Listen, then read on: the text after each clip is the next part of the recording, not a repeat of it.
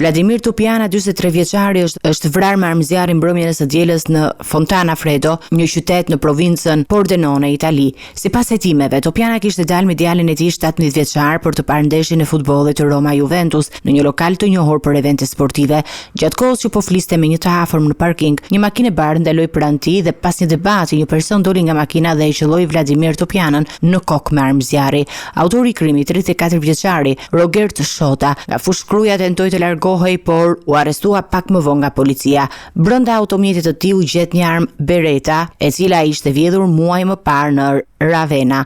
Hetuesit dyshojnë se ky mund të ketë qenë një sulm i qëllimshëm dhe jo një rastësi, pasi është raportuar se vrasësi të ketë vepruar menjëherë dhe pa hezitim ndaj viktimës. Sipas dëshmitarëve, ka mundësi që Topiana e ka njohur autorin duke i hapur mundësi një konflikti të mëparshëm ose për një larje hesapesh. Në vitin 2018, Topiana ka qenë i përfshirë në një konflikt në Fusharës dhe disa ditë para ngjarjes kishte udhëtuar nga Shqipëria në Itali ku punonte.